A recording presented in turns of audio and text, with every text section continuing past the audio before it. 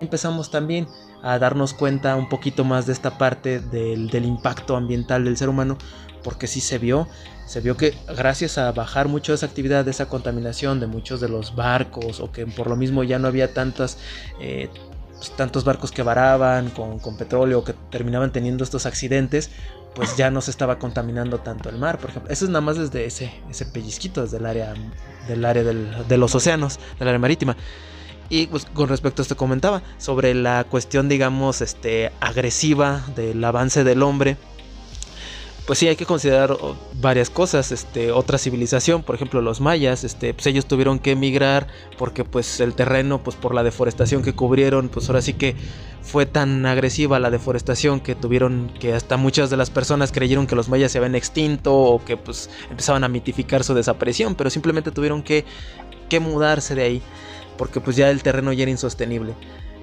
Y la otra, por ejemplo, también este aspecto, digamos, psicológico y antropológico, de que pues el ser humano trata de dominar los recursos naturales, o trata de dominar las riquezas naturales y la naturaleza, porque pues también hay que entender, pues ahora sí, como han escuchado muchas veces, el ser humano pues prácticamente es un chango miedoso y pelón, o sea, que muy angustiado muchas veces por estar a la intemperie de la naturaleza, pues ha querido como imponerse a la misma naturaleza, ya sea dominarla, ya sea pues ir un poquito a la par con ella, o pues ahora sí que generar estos símbolos, estas deidades, pues para bajarle un poquito esa angustia de que pues el ser humano, pues para enfrentar esa angustia de sentirse un poquito insignificante o un poco pues menor contra pues todo el mundo.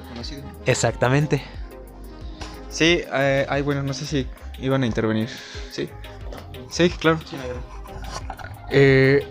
Una de las cuestiones que me surgieron en el último comentario de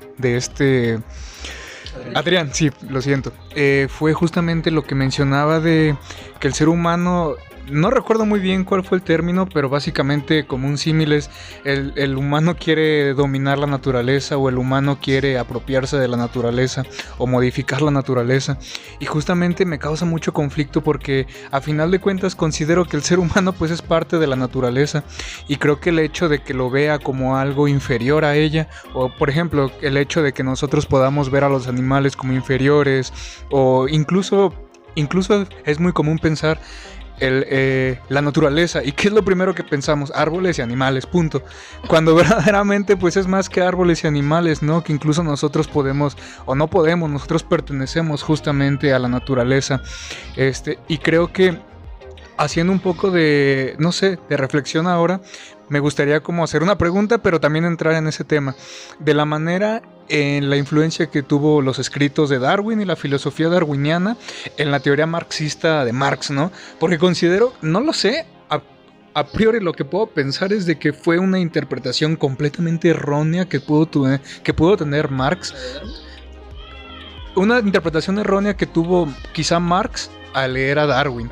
No sé si lo pudo haber leído, si alguna vez lo pudo haber leído, de una manera como académica o algo así, pero justamente es una de las cuestiones que a mí me choca bastante en esta cuestión de que cuando se tiene a las teorías darwinianas, se tiene la creencia que son teorías como de superioridad, y de lo que trataba de decir Darwin justamente es de que el humano y el ser humano evoluciona, pero a la manera de que evoluciona tiene que sobresalir o tiene que aplastar, entre comillas, a todo como rasgo de la naturaleza, ¿no? Entonces eso sí me causa un poco de conflicto, ¿no? O que se ve como que verdaderamente el humano pues es superior ahí, ¿no?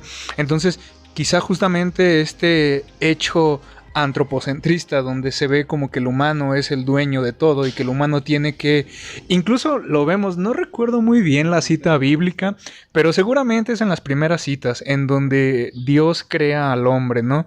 Y menciona una cita en donde Dios le dice, no sé si es a Adán y a Eva, en donde dice, la naturaleza está ahí y los animales para servirte, y la naturaleza está a tu disposición, ¿no? Y es como que verdaderamente muchas de las religiones, en específico esta cuestión, como que nos dan la enseñanza o desde niños se nos enseña de que nosotros somos superiores y que tenemos que dominar a la naturaleza. Y justamente no sé si pueda ser una de las cuestiones, incluso hasta educativas, ¿no? Que se puedan mencionar en el sistema justamente educativo, de cómo nosotros podemos sentirnos superiores ante todas estas cuestiones como naturales, entre comillas. Y ya, bueno, es eso. Bueno, yo ahí... ay, gracias. Respecto a lo que mencionas o sea, de las malas interpretaciones respecto específicamente ahorita de la teoría de Darwin, yo sí he leído que sí hay muchas malas interpretaciones, pero antes, bueno, creo que también hay sesgos por la pues etapa histórica en la que se vivía, ¿no? O sea, incluso eso se ha visto en filosofía, ¿no? O sea, como Kant era creo que racista y cosas así, ¿no? Entonces no me sorprendería que Darwin tuviera también sesgos de ese tipo. Pero respecto a su teoría, mucha gente la entiende, o sea, esa teoría evolutiva la entiende como algo lineal, mientras que se trata más de una ramificación de cómo van evolucionando pues los seres vivos. Y solo quería hacer esa intervención. No sé. ¿Sí? Sí. Ahí con respecto a eso, sí es bien interesante cómo en muchas culturas, en muchas religiones, se busca también esta parte como de pues, el ser humano, como de decir, bueno, tratarse de mostrarse un poquito arriba o un poquito de compensar esta falta que siente frente al mundo, frente a la naturaleza, frente a toda la existencia. Pues se ve en todas las culturas hay mitos, o en todas las religiones, como aquí se dice que sí hay muchas religiones donde te dicen, prácticamente le dicen a la persona o al ser humano, ¿sabes qué? Ahí está la naturaleza, sírvete mi rey, o sea, todo esto es para ti, prácticamente. Pero también hay otros mitos donde, o en otras, digamos, culturas, donde en la religión se inculca un poquito, pues la naturaleza es fuerte, la naturaleza de un movimiento te barre, o sea, son los dioses o son estas fuerzas más allá de sobrehumanas, que pues no es tanto, los dioses debemos ver que antes no se debían de ver tanto como seres antropológicos, ¿no? Sino como fuerzas que no eran posibles ser controladas por el humano, y que entonces, pero también cuántos mitos no hay donde el humano, el héroe, la persona, o como decía Joseph Campbell en El Camino del Héroe, en su libro El Camino del Héroe, cómo es que muchas veces el humano se imponía ante los dioses, o de repente le hacía una mala jugada a los dioses, o de repente pues los podía burlar en algún momento, o si no lo lograba pues recibió un castigo muy fuerte, muy grande. Entonces desde ahí estamos hablando cómo la misma cultura nos está trazando la línea. Si vemos los mitos, o sea, Joseph Campbell lo decía, una gran manera de conocer digamos, esa parte de la psicología, de cómo estaba viendo las personas, cómo estaba viendo el ser humano al mundo, es a través de sus mitos, a través de esas historias que se contaba a sí mismo. Bien, bueno, en primer lugar, yo sí tengo que decir algo con esa acusación que le haces al joven Marx de que interpretó mal a Darwin. Yo creo que Marx, que obviamente leyó a Darwin y sobre todo Engels, que lo comenta en uno de sus libros clásicos, tuvieron y desde luego valoraron y aquilataron la teoría evolucionista que propone Darwin en el origen de las especies. No, quienes desarrollan esas teorías racistas son los evolucionistas. Los evolucionistas. Dentro de la antropología existe toda una rama, ¿no?, de antropólogos que comienza a surgir precisamente cuando se comienza a dar el imperialismo europeo a finales del siglo XIX. Y resulta ser que esos hermosos museos, como puede ser el Musée de l'Homme, el Museo del Hombre en París, ¿no?, o el Museo de Londres, precisamente en Londres, el Museo Británico, es de que se gestaron a partir de la expoliación que hicieron de las tribus salvajes y de las comunidades salvajes que se encontraron en Oceanía, en América y en África. Y entonces encontramos aquí sí a un filósofo como lo es Spencer, justamente, ¿no?, que Spencer sí dice que efectivamente los salvajes están impreparados para gozar de la felicidad, que es condición del ser civilizado, ¿no? Y esta felicidad se basa precisamente en el hecho de adquirir la mayor cantidad de bienes materiales que me permitan hacer más confortable la vida. Y que por lo tanto, si los salvajes no estaban preparados para ellos, los civilizados estaban estaban autorizados para expoliar precisamente a los salvajes todos sus territorios. Entonces, esas teorías, ¿no?, que van a devenir en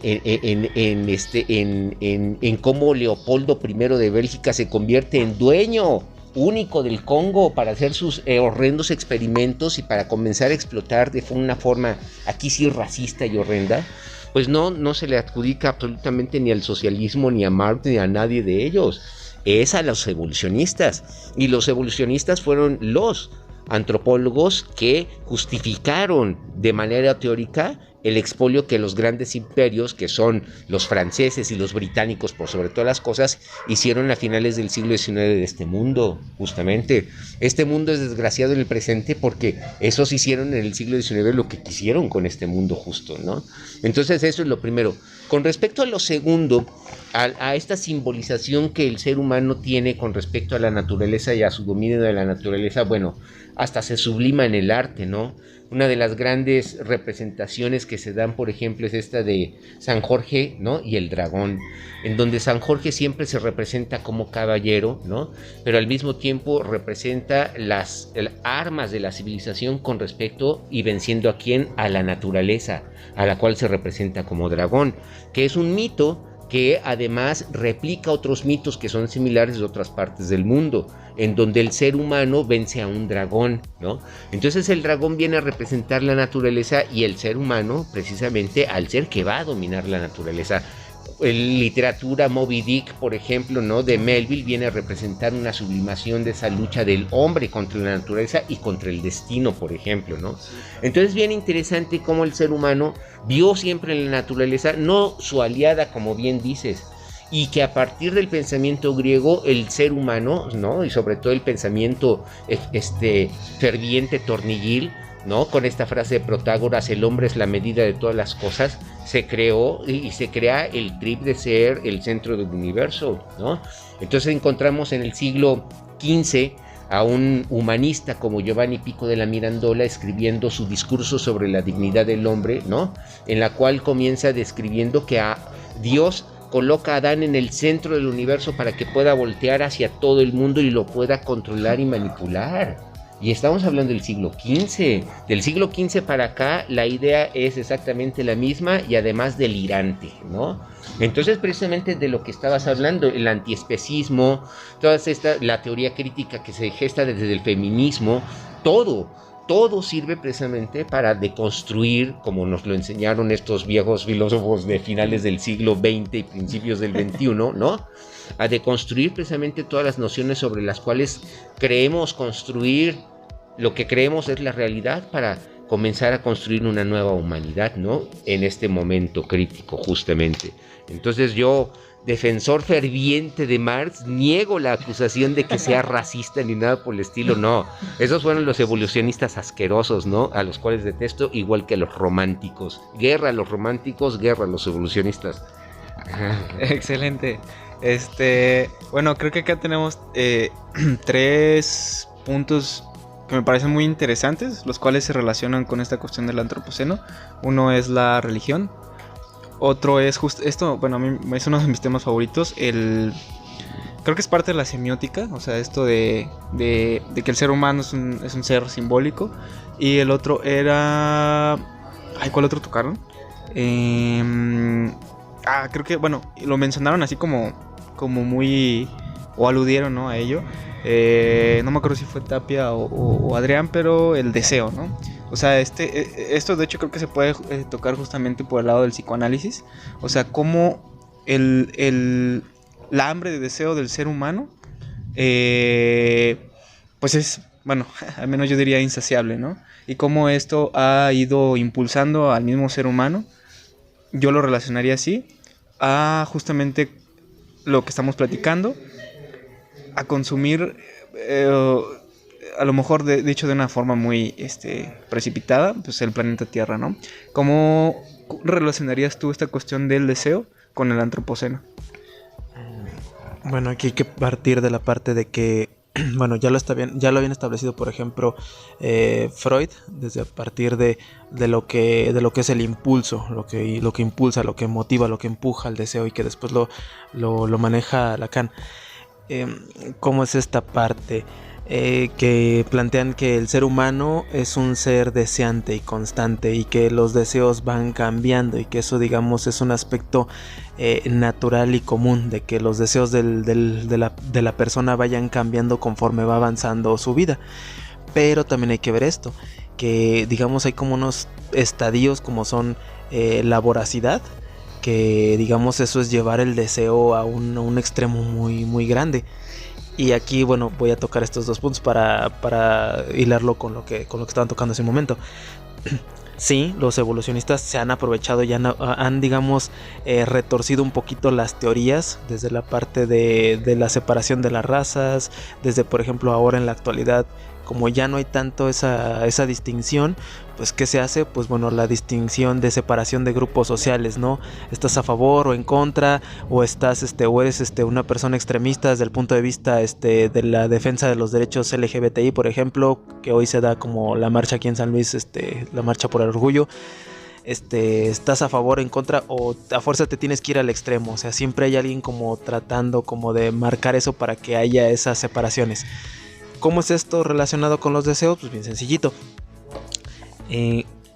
Todo dentro del capitalismo, como nos estamos centrando en el capitalismo, al deseo de los objetos, a los deseos de conseguir, de consumir, de tener más, y que nos centramos en la idea de que eso nos está, si entre más tengo, más soy. Incluso en las relaciones interpersonales, porque es el mensaje que prácticamente está mandando el capitalismo, digamos, este capitalismo extremo. Ojo, o sea, no se trata de que caigamos o en el socialismo o en el capitalismo como tal, sino, como decía Aristóteles, encontrar ese punto medio. Pero también el socialismo llevado al extremo, o sea, tiene sus deficiencias muy marcadas, y el capitalismo llevado al extremo también horribles, como es esta parte de... bueno, uno dentro de los extremos es el neoliberalismo, pero mal llevado. ¿Por qué? Se ve cómo impacta a la psicología, a la mente y a la manera de relacionarse de las personas. Cuánto es de que las personas dicen, pues es que tú no tienes este objeto, tú no tienes este estatus social, bueno, tú no eres candidato o candidata como para que seas visto como candidato, como pareja, o tú no tienes estas condiciones, digamos, físicas o de belleza o de estética, bueno, ya no eres candidato o candidata para ser una pareja, pues una pareja viable. Entonces, ¿por qué? Pues porque dentro del capitalismo no es que él lo genere, sino que nosotros mismos vamos creando esa clase de mensajes de que, ok, tú tienes tienes un mejor atractivo en el sentido visual estético, o tienes un mejor atractivo en la condición de estatus, pero ¿por qué la tienes? ¿O por qué estamos marcando ese parámetro? ¿Por qué? Porque dentro del capitalismo se está generando eso. Es que tú ya tienes la posibilidad, no sé, de viajar, de tener coche, de tener casa, de tener esto. Perfecto. Bueno, tú puedes pagarte una cirugía, tú puedes pagarte esto, puedes pagarte viajes. Entonces tú ya eres mejor, un poquito mejor que el que uno mismo introyecta esos mensajes. De que, entonces yo ya soy un poquito mejor que el de al lado. O el de al lado es un poquito mejor que yo porque sí tiene ese acceso a esos recursos, digamos, de consumo que yo no tengo. Que me ponen en desventaja incluso para relacionarme. Entonces ahí fíjense cómo ya empieza a impactar. Entonces empiezan, otra vez lo relacionamos con la parte de los deseos. Yo ya no empiezo a desear cosas que me hagan crecer moral o espiritualmente. Empiezo a desear cosas que me ayuden en lo material, en lo físico, en lo, digamos, en lo adquisitivo. ¿Qué? Pues empiezo a conseguir mejores trabajos, empiezo a ser más competitivo, empiezo a desarrollarme más para poder tener mejor la posibilidad de conseguir recursos materiales, en lugar de enriquecer, por ejemplo, pues aspectos dentro que yo estudio en la psicología, ¿no? Pues tener, como decía Santo Tomás, tener prudencia, estos valores que él manejaba, o por ejemplo, ya dentro de la psicología o la psiquiatría, la tolerancia a la frustración, porque si me estoy centrando en consumir constantemente, en crecer, en generar, en cargarme para mí, pues me vuelvo una persona frustrada, que a la primera de cambio me sale algo mal, y como esa capacidad no la estoy cultivando, pues ¿qué pasa? Pues mando a la fregada, no sé, a los amigos, a las parejas, etc. Entonces ahí empiezan esas consecuencias por ese deseo. El deseo no está mal, sino que el deseo, digamos, que gracias a todos estos mensajes con los que nos bombardeamos, incluso nosotros mismos, empiezan a deformar ese camino y las prioridades de lo que estamos deseando. Y nos debemos de cuestionar más, ¿eso que estoy deseando realmente me está beneficiando o solamente está beneficiando una imagen ficticia? Aquí casi al último tocaste un tema que igual creo que me voy a desviar un poco, pero me parece que vale la pena tocarlo. Justamente, ¿no? Esto que decías sobre desarrollar cierta tolerancia ¿cómo dijiste? Cierta tolerancia a la frustración. No sé por qué me hace recordar a la teoría de líquidos de Bauman, sociedad líquida. Porque he leído de esta teoría y bueno, hace tiempo que la leí. Recuerdo que es algo así como le denomina líquidos porque actualmente la sociedad Una sociedad líquida. Ajá, ¿cómo se dice? Se diluye fácilmente. Sí, pero tenía como una metáfora que era como la de un recipiente y la sociedad era líquido. Entonces toma la forma, ¿no? Fácilmente de este recipiente. Y eso me hace recordar un poco también a las educaciones que hemos recibido, ¿no? O sea, y mencionan también justamente esto de los sólidos. O sea, hay líquidos, pero la antítesis de esto pues, son los sólidos. Pero entonces yo me pregunto, ¿qué tipo de educación entonces es mejor? Porque de repente me encuentro ahí como en un dilema de que, ok, por un lado está, digamos, esta educación sólida, en la que todo era mano dura. Y por otro lado está esta educación, digamos, parte de la sociedad líquida, en donde muchas veces, no generalizo, pero muchas veces son muy permisivos o permisivas con muchas cosas. Entonces es como de qué rayos, o sea, ¿qué es mejor? ¿O una educación sólida o una líquida? ¿O realmente se podrá fusionar ambas? Esto de lo líquido, justamente Bauman me recuerda ese primer examen, ¿no? que se tiene con respecto al líquido y el agua, que lo hace Gorostiza en su poema Muerte sin fin, que es una verdadera maravilla y que les recomiendo amplísimamente, ¿no? Y también en el examen del capitalismo contemporáneo, ¿no? Y en su relación con este ser deseante, ¿no? O el cuerpo sin órganos, pues tenemos obviamente a Deleuze, a Guattari, que tenemos en el Antiedipo y su 1000 mesetas como este doble examen sobre lo que es el capitalismo, ¿no? Y a mí me parece bien interesante porque efectivamente posiblemente sí haya un capitalismo que posiblemente se recuerde como nostálgico, ¿no? Que es el capitalismo que sea el del siglo XVIII, ¿no? Y el de los ilustrados, tener pelucas y cosas así. Yo soy fan y defensor de la ilustración, yo amo la ilustración y siempre seré. Y si se puede gestar un movimiento neoilustrado, yo estaré en él. Pero en el sentido de entender el capitalismo contemporáneo, es bien interesante si lo comprendemos desde los conceptos que también maneja este otro gran francés que es contemporáneo de Deleuze y de Guattari, que es Althusser. Y Althusser crea este concepto bien interesante de los instrumentos ideológicos del Estado, ¿no? Instrumentos ideológicos del Estado se entendería como que el Estado, es decir, el gobierno como lo entendemos la mayor parte de la gente, pero no es lo mismo gobierno que Estado, se pone a manipular precisamente todo lo que es la sección de noticias y todo, ¿no? Pero no, cuando estamos hablando de los aparatos ideológicos del Estado, estamos hablando de cómo se replican las formas en las cuales la ideología dominante refleja la forma en cómo debe entender la humanidad entera, la forma de vivir. Y esto se gesta, sí, desde el pensamiento ideológico de los Estados Unidos, por supuesto. El peligro extremo de estos canales de streaming como Netflix y Amazon y todo eso es de que nos introyectan toda la ideología dominante norteamericana, ¿no? Y mucha gente cree que lo que ve en los programas, en las series y en las películas que ven en Netflix es como piensa la humanidad y cómo reaccionan las gentes.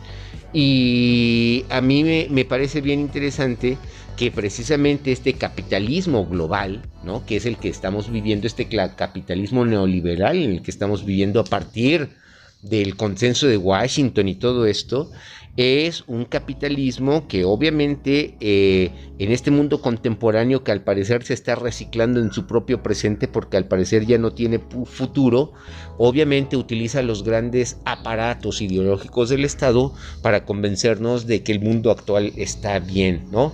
Aunque al mismo tiempo está mal.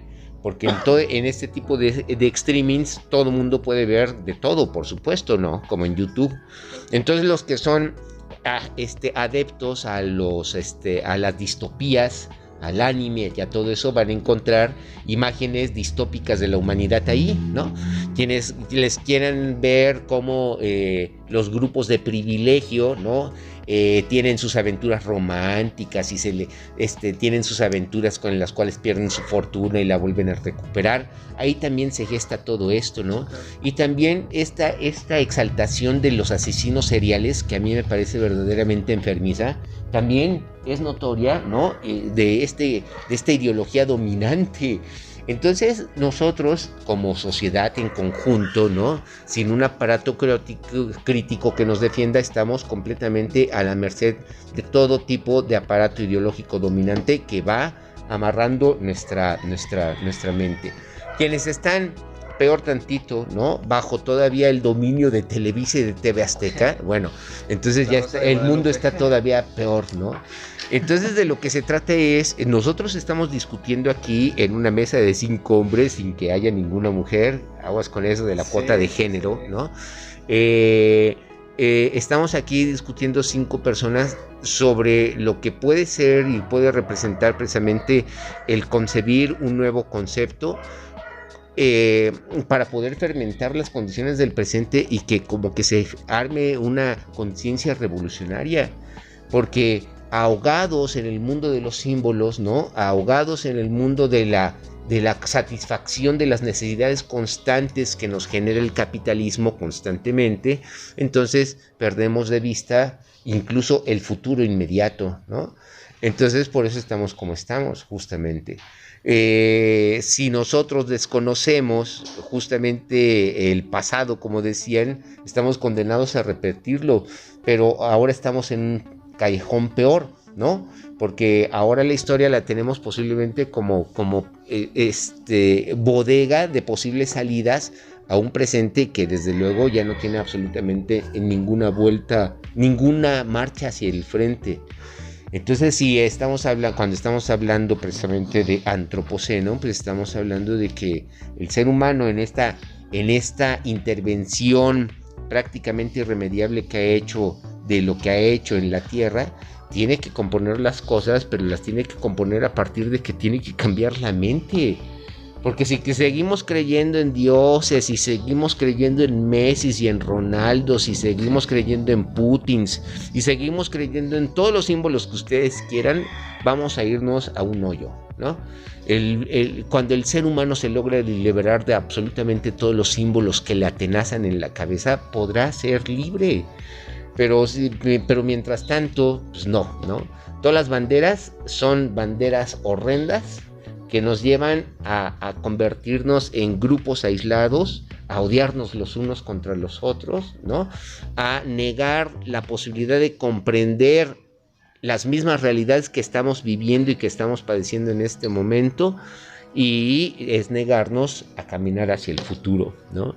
Entonces sí tenemos que entender de una forma revolucionaria el hecho de que nada en este mundo, ¿no?, tiene tanta importancia como es nuestra vida y la de nuestros cercanos, ¿no?, y las de la comunidad.